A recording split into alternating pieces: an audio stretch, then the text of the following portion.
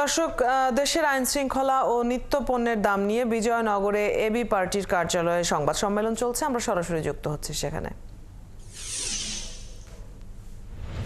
চক্র কাজ করে।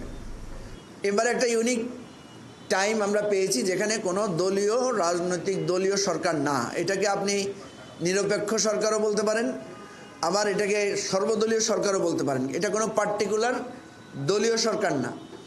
তো ফলে এবার আমরা প্রত্যাশা করছি, এটা স্বাভাবিক আমাদের প্রত্যাশা, যে এবার এই ধরনের কোনো সিন্ডিকেট হবে না, এবার এই ধরনের কোনো খুন খারাপি, মানুষের চুরি ডাকাতি রাহাজানি এগুলো হবে না।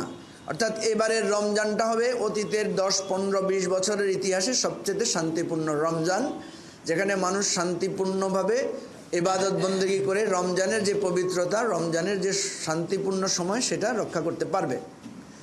যদি অন্তর্বর্তীকালীন সরকার, আমি বলছি যে এটা এই সরকারের জন্য একটা টেস্ট, পরীক্ষা, কারণ আমরা সবাই এটার জন্য কনসার্ন শো করছি, আমরা অনুরোধ করছি যে আপনারা আগে থেকে ব্যবস্থা নেন। আপনারা জানেন যে থানা ভিত্তিক কারা ছিনতাইকারী, কারা এই সমস্ত অপরাধ করে, কারা চাঁদাবাজি করে, কারা এই সমস্ত জায়গায় দ্রব্যমূল্য বাড়ানোর জন্য নানা ধরনের চাপ প্রয়োগ করে, এদের কম বেশি সবাই আমরা জানি। সামাজিকভাবে সহযোগিতা করলে এদেরকে ধরাও যাবে। সুতরাং আমরা সরকারকে বলবো এই জায়গায় অত্যন্ত কঠোর একটা অবস্থান আপনারা নেন, যেহেতু এখন একটা অপারেশন ডেভিল হার্ট চলছে। সো এটাও একটা এক্সট্রা অপরচুনিটি আমাদের জন্য। অর্থাৎ আমি বোঝাতে চাচ্ছি, এবারে এই সরকারের জন্য এটা একটা সুযোগ, একই সাথে এটা একটা কঠিন পরীক্ষা।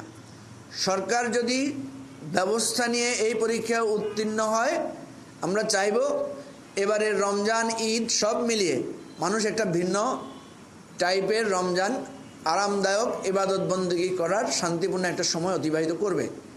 স্পেশালি আমরা বলছি যে যানজটের বিষয়টাতে আপনারা স্পেশাল প্রিকশন নেন।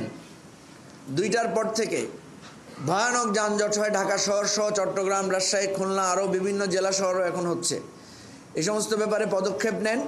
রমজানের এই যানজটের জন্য আমাদের ঢাকা শহরে প্রতি বছর আমরা দেখি হাজার হাজার মানুষকে, লাখ লাখ মানুষকে রাস্তায় ইফতার করতে হয়, এবং রাস্তায় কোনো ইফতারের ব্যবস্থাও থাকে না। তো সেজন্য সিটি কর্পোরেশন এই ধরনের একটা উদ্যোগ নিতে পারে, সেটা হচ্ছে যে এই যানজটে আটকে থাকা লোকদের জন্য যাতে একটা সামাজিকভাবে ইফতারের একটা ব্যবস্থা থাকে। আমরা আমাদের দলের পক্ষ থেকে আমরা চেষ্টা করব।